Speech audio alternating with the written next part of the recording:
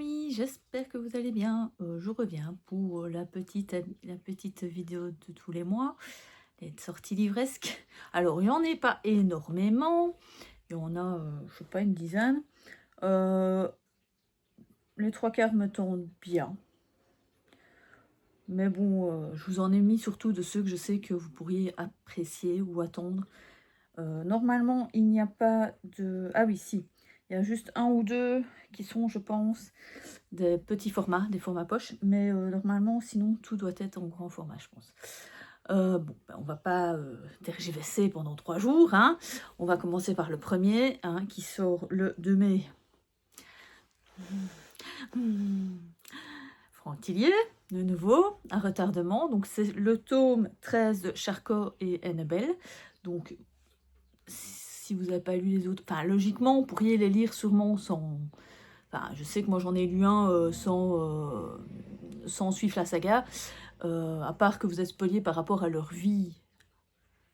À part ça, logiquement, vous n'êtes pas vraiment spoilés par rapport aux autres tomes. En temps normal, mais bon, c'est jamais. Donc ici, il est marqué « Quand on bascule dans la folie, il est souvent trop tard. Unité pour maladie difficile de Chambly, un nouveau patient est accueilli.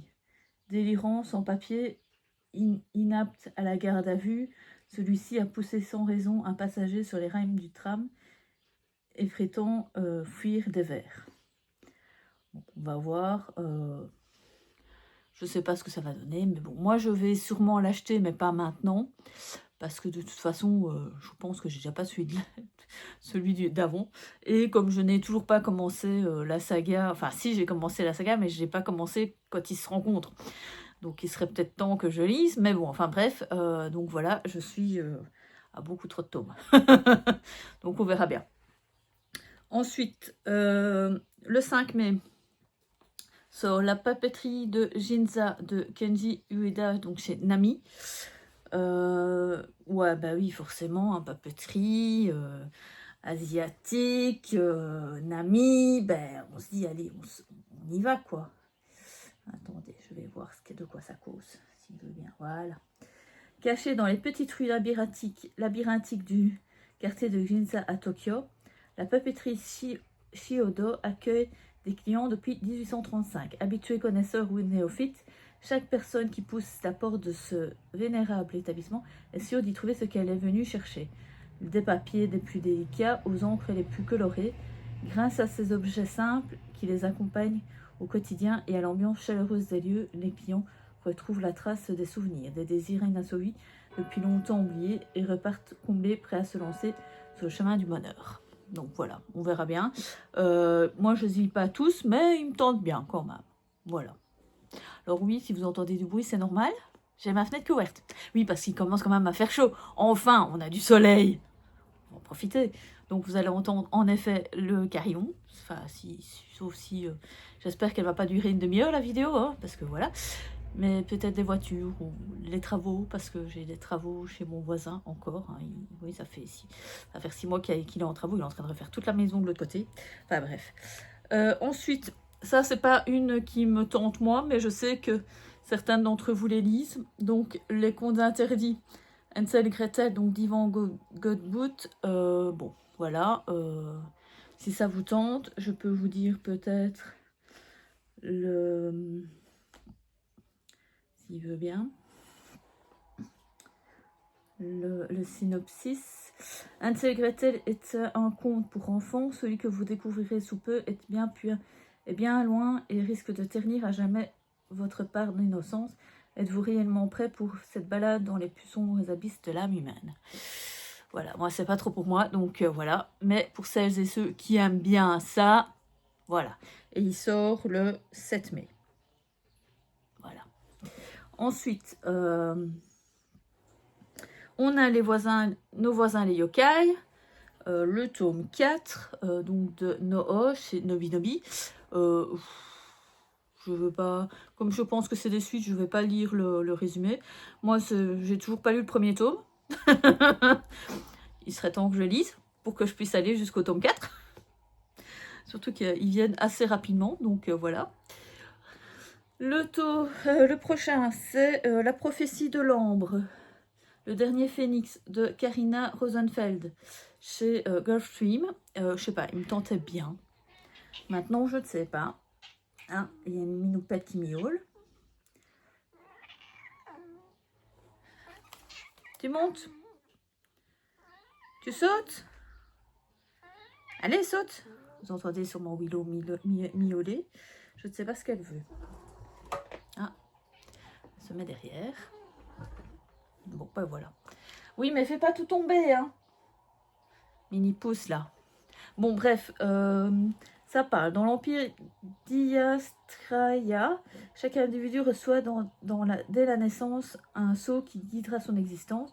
Seuls les empereurs de la lignée du Phénix peuvent le transmettre à leurs successeurs qui héritent ainsi du savoir et des tourments des générations passées. Les sœurs du secret fécond, oui, qui ont appris à Aïcha à maîtriser les sceaux, ont toutes été massacrées sur ordre de l'empereur. Unique rescapée, la jeune fille n'a alors plus qu'une raison de vivre, tuer cet assassin, mais celui-ci meurt avant qu'elle n'y parvienne. Ce sera donc son héritier, le prince Zahir, qui subira sa vengeance. Celui qui n'a jamais désiré régner vient en effet de recevoir le sceau impérial à travers lequel les voix de ses ancêtres lui soufflent une prophétie annonçant la fin de sa lignée.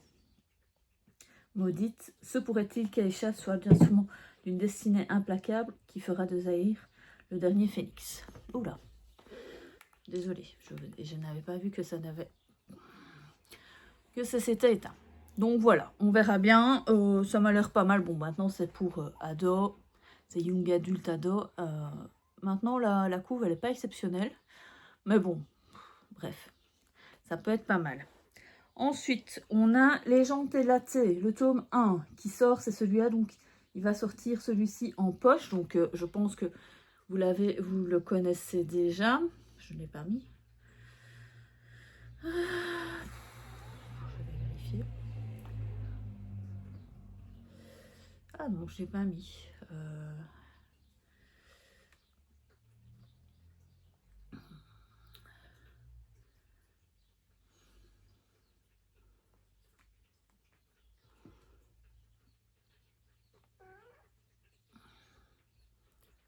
Donc, Légende élatée, bon, pour beaucoup, je pense qu'il y en a beaucoup qui l'ont déjà lu. Donc, c'est de Travis Baldree. Donc, c'est du cozy fantasy. Moi, j'avais bien aimé, j'avais écouté en livre audio, c'était super sympa. Maintenant, bon, voilà, c'était encore au moment où j'étais encore un peu, voilà, j'avais encore un peu du mal à comprendre, donc, enfin, à emmagasiner plutôt, je vais dire ça comme ça, à mémoriser. Donc, mais je sais que j'avais trouvé que c'était sympa. S'il y avait une suite, pourquoi pas, ça peut être cool, surtout qu'ils mettent premier tome. Mais je sais bien qu'il y avait un préquel. Mais je ne sais pas s'ils vont le ressortir lui en poche, je ne sais pas. Donc voilà, moi j'avais bien aimé. Ah, normalement il y a 3 livres. Ah bah.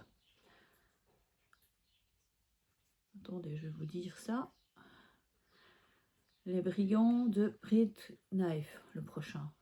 Je ne sais pas quand est-ce qu'il sort. Attendez, je vais regarder s'il y a une date de sortie.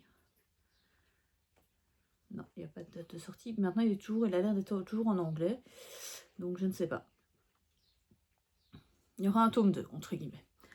Bref, voilà. Enfin, c'était sympa. Donc, c'était l'histoire d'un troll qui veut ouvrir un café. Un café qui fait du café. Avec avec l'aide d'une succube, je pense, c'est ça. Hein.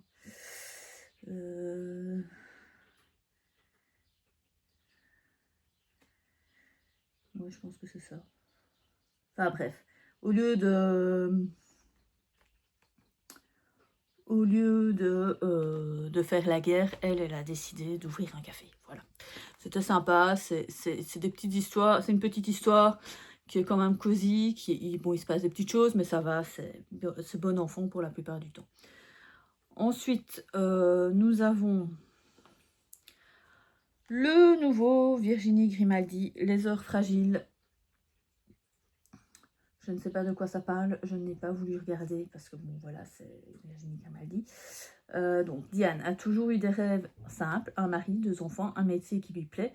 c'est plus ce qu'elle osait espérer. Le jour où Seb la quitte, son monde vacille. Absorbée par sa peine, elle ne voit pas que le drame se jouait ailleurs. Tout près d'elle, dans cette chambre qui fait face à la sienne, les rires de sa fille s'épuisent. Lou a 16 ans. Le mal de grandir et son premier chagrin d'amour lui arrache que des larmes. Quand Diane comprend, elle est prête à tout pour l'aider, y compris à retourner vers un passé qu'elle avait fui. Ensemble, mère et fille marchent sur un fil. Sous leurs pas, le torrent de la vie gronde et emporte avec lui les heures fragiles. Voilà.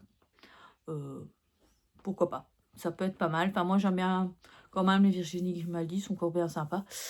Bon, maintenant, il y a toujours une petite larmonnette qui descend hein, dans ces livres-là. Ensuite, il y a... alors, on appelle ça la trilogie écossaise, sauf que maintenant, c'est en tome 4. De Peter May, Loch Noir. Donc moi je n'ai pas lu la première, mais j'avais bien aimé, j'avais lu un livre de lui et j'avais vraiment bien aimé. Donc je m'étais dit que je prendrais peut-être bien une fois la trilogie. Et je vois qu'ici il y en a un quatrième qui sort. Donc le corps de Kathleen Black est retrouvé à l'embouchure d'Anne Loch Dub, le Loch Noir, sur la côte ouest de l'île de Lewis. La jeune femme habituée des sujets sur l'environnement et nageuse émérite a été violée et battue avant d'être assassinée. Lorsque Fionnag, je sais pas comment on dit, le fils qu'il a eu de Marshall est accusé du crime, Finn MacLeod plaque son boulot et à la police de Glasgow et s'envole aussitôt vers sa terre d'enfance.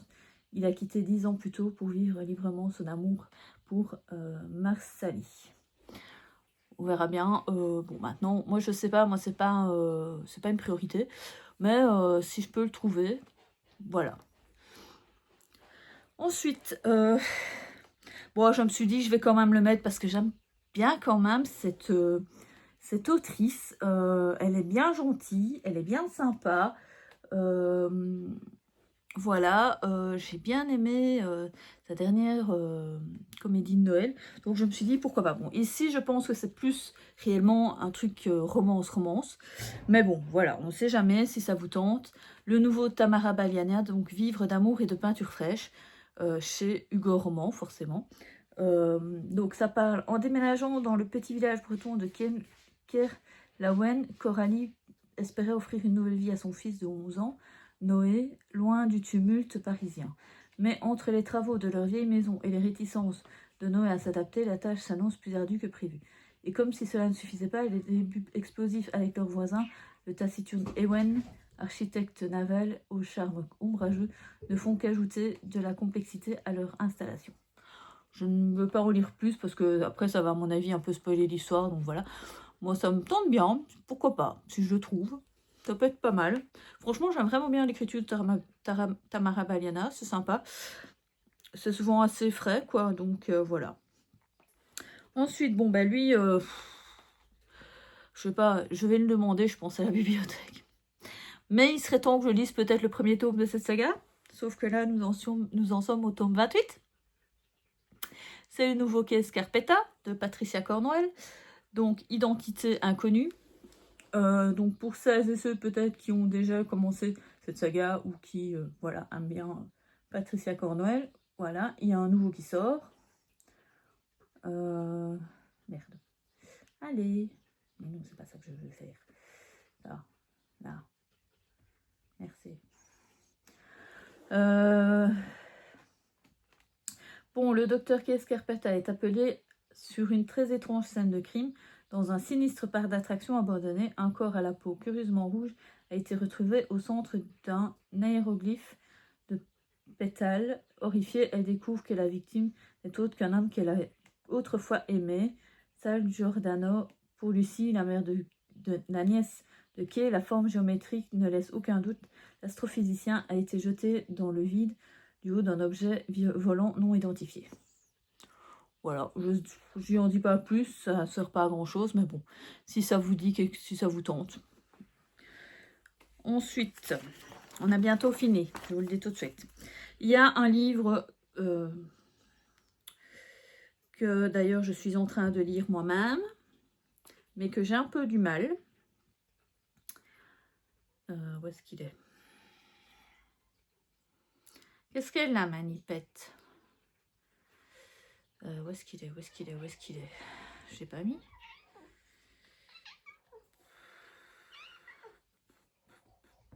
Bon, bah, je l'ai pas mis à mon avis.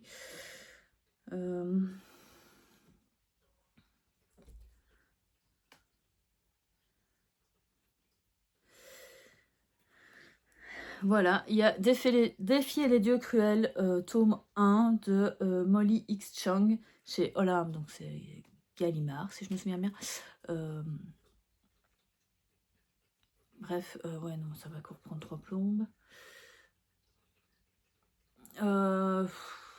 C'est une histoire un peu particulière. Enfin, moi, j'ai un peu du mal à rentrer dans l'histoire. Enfin, je suis même à la fin de l'histoire, mais j'ai vraiment du mal. Oh, allez. J'ai vraiment du mal. Alors, on dit que c'est un truc asiatique. Je trouve pas vraiment que c'est asiatique. Franchement, à moins que dans le 2, ce sera plus asiatique, j'en sais rien. Mais là, tout de suite, ouais, il y a un peu d'asiatique, mais c'est pas comme les 6 couronnes écarlates ou les chroniques de l'érable du cerisier, quoi. On n'est pas dans un monde comme ça où c'est vraiment asiatique. Ici, c'est un peu bizarre. Donc, je vais vous lire le résumé. Parce que franchement, c'est un peu compliqué. Donc, les héros meurent, les lâches survivent. Fille d'un monde conquis, Hruing et les envahisseurs qui sont descendus des cieux bien avant sa naissance et ont vécu son peuple et sa magie grâce à des technologies inégalées. Bénis par la mort, nés avec la capacité d'extraire la vie des corps mortels sans les toucher. Hruing ne devrait pas avoir à craindre de ses oppresseurs. Mais elle s'est interdit de servir de ce dangereux pouvoir dont l'utilisation lui fait perdre des années de vie. Lorsqu'un prince ennemi découvre son don, il lui propose un marché impossible si elle devient son assassin personnel et élimine tous ceux qui lui désignent. Ouais, enfin c'était... Et là je trouve que j'en dis un peu trop déjà par rapport à l'histoire. Ce sera pas le coup de cœur en tout cas, ça c'est sûr. Ce sera pas mon coup de cœur, mais je pensais à autre chose en fait. Un truc un peu plus... alors oui, il y a des petits mots, enfin il y a des idéogrammes en fait, ils mettent des idéogrammes. Alors oui, il y a un peu de trucs asiatiques comme ça, de... Comment dire, de la morale ou un truc comme ça. Mais à part ça, il n'y a pas vraiment... c'est pas vraiment asiatique quoi. Pour moi, c'est pas vraiment asiatique. Donc voilà. Sinon, il y a...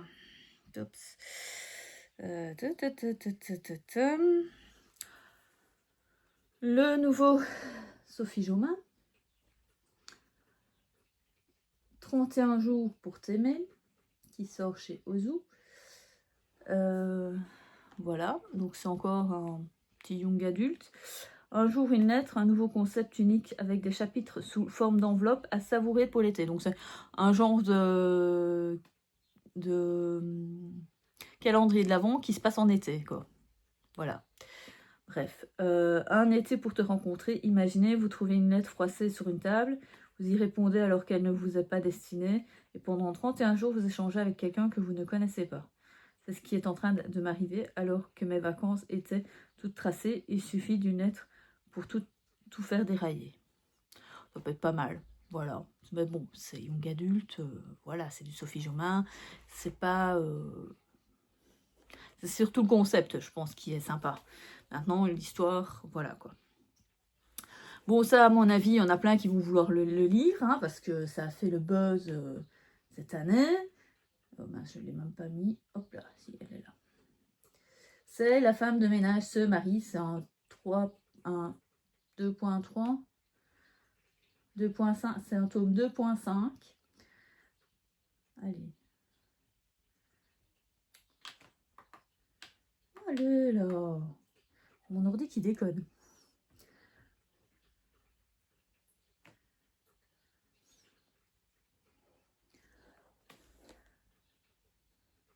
Alors, donc, voici la couverture. Ah oui, alors, ah oui, j'ai oublié de vous dire, avant, ça passait le 15 mai. Ça sortait le 15 mai. Ici, ça sort le 21 mai, donc La femme de ménage se marie, donc le tome 2.5. Chez City. Donc aujourd'hui est censé être le plus beau jour de ma vie. Je suis fiancée à l'homme de mes rêves. Dans quelques heures, je vais me présenter devant un juge qui nous déclarera mari et femme jusqu'à ce que la mort nous sépare. Malgré quelques obstacles, ce jour est tout ce dont j'avais rêvé. Il n'y a qu'un seul problème, quelqu'un ne veut pas que je vive assez longtemps pour prononcer mes vœux. Et si je ne fais pas attention, il pourrait bien avoir son souhait exaucé. Alors, c'est une nouvelle destinée à combler le long vide entre le livre 2 et de la série. Je vais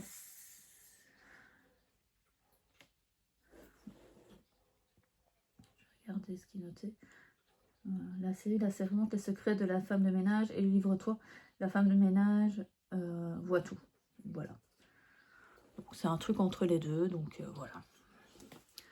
Ensuite, nous avons, ça c'est bien, nous avons un nouveau Johan Fluck, donc les enquêtes d'Anna Svensson, donc c'est le tome 13, le meurtre et gâteau du diable. Je ne sais pas de quoi ça va parler, j'ai pas trop spécialement envie de le lire, mais bon voilà, on va quand même regarder. Par contre j'en ai oublié un, c'est pas grave, je vais vous en parler après. Donc il sort toujours aussi le 21 mai.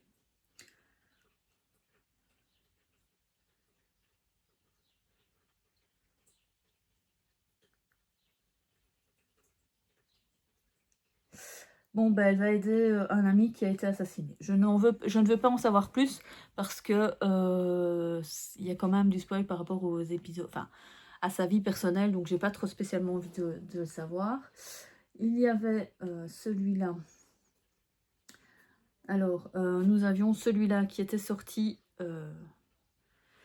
qui sort... Mais merde, je ne l'ai pas. Où est-ce qu'il est?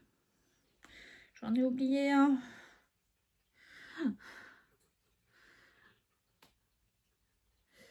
J'en ai oublié un. Ah là là, youtubeuse en carton.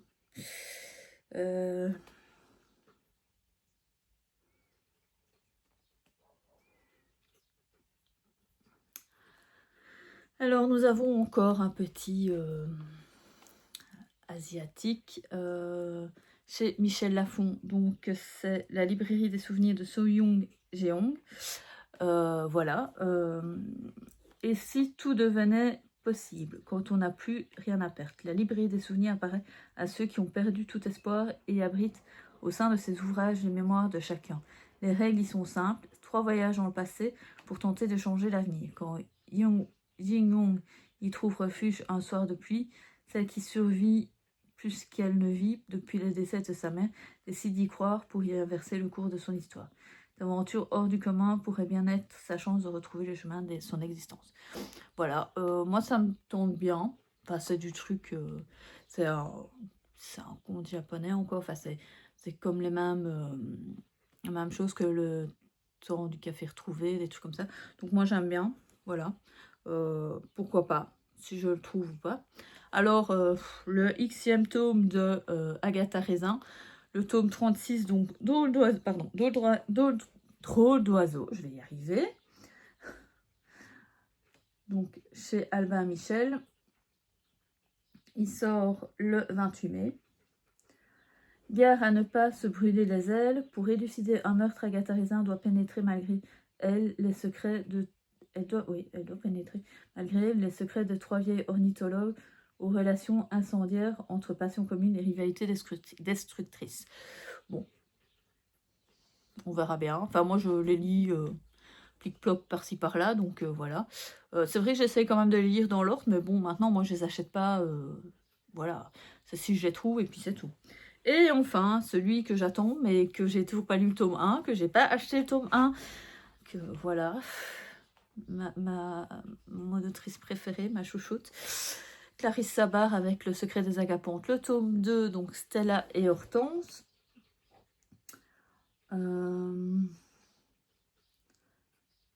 À Londres, Stella porte à bout de bras sa famille depuis trop longtemps, alors qu'elle ne rêve que de chambres d'hôtes et à la campagne. Aussi, lorsqu'elle reçoit un mystérieux message de sa grand-tante, elle monte sans hésiter dans le premier train, direction la maison familiale en Normandie, où un tableau ayant appartenu à sa grand-mère Hortense a disparu. Je veux pas en savoir plus. Je ne veux pas en savoir plus, voilà. Bref, j'ai trop envie de dire. Le pire, c'est que j'ai le premier. Je veux avoir le premier tome, mais j'ai toujours pas. Mais bon, il est sorti en poche, donc je vais peut-être essayer de me l'acheter en poche le premier tome. Donc voilà, ce serait pas mal. La liste est terminée. J'ai fini les sorties livresques qui moi m'intéressaient pour la plupart. Bon, maintenant, je dirais sûrement pas tout ce qu'il y a là-dedans, mais voilà, ça fait quand même un petit résumé de ce qu'il pourrait y avoir. Bon, il n'y a pas tant de sorties, il y a beaucoup de sorties manga, mais de beaucoup de volumes, donc je n'ai pas voulu les dire. Il y avait pas mal aussi d'urban fantasy, enfin bref, encore pas mal de dark romance et des trucs comme ça, mais bon, moi ça m'intéresse pas, donc voilà. Maintenant, si vous voyez qu'il y a vraiment une sortie que j'aurais loupée complètement, qui est hyper intéressante, que moi ça m'aurait hyper intéressé, bah, dites-le moi en commentaire, hein, sans problème. N'oubliez pas aussi de mettre un petit pouce bleu, hein, pour vous dire que c'était une bonne petite vidéo et que vous allez peut-être la re-regarder 25 000 fois, on ne sait jamais, hein. De vous abonner si ce n'est pas déjà fait, et je vous dis à plus en bus.